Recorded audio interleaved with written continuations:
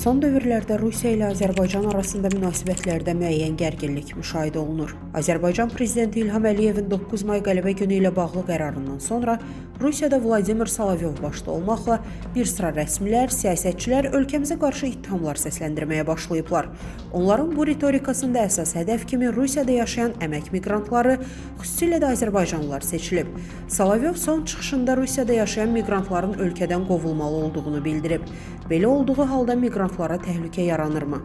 Milli Məclisin deputatı, Azərbaycan-Rusiya parlamentlərarası əlaqələr üzrə işçi qrupun üzvü Ceyhun Məmmədov Qlobal İnfoza açıqlamasında bildirib ki, son zamanlar Rusiya rəsmiləri tez-tez bu məzmunda bəyanatlar səsləndirir.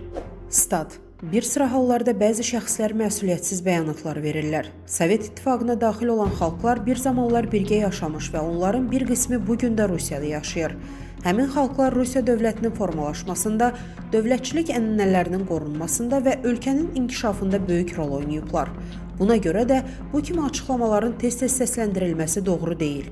Hazırda Rusiyanın dünyanın bir çox ölkələri ilə münasibətləri pozulub. Demək olar ki, bütün Avropa ölkələri vaxtaşırı rəsmi Moskva ilə bağlı öz mövqelərini bildirirlər. İndi isə Rusiya postsovet ölkələri ilə də əlaqələrini korlamağa başlayıb. Əgər bu cür addımlar davam edərsə, bu Kreml üçün ciddi zərbə olacaq və nəticədə Rusiya dünyada tək qala bilər. Miqrantlar artıq Rusiyanın cəmiyyətinin ayrılmaz hissəsinə çevriliblər. Onlar uzun illərdir bu ölkədə yaşayırlar. Miqrantları tez-tez hədələmək və şantaj etmək düzgün yanaşma deyil. Bu proseslərdən azərbaycanlı miqrantların da təsirlənməsi mümkündür. Statın sonu. Əziz izləyicilər, xəbərlərdən məlumat almaq üçün kanalımıza abunə ola bilərsiniz.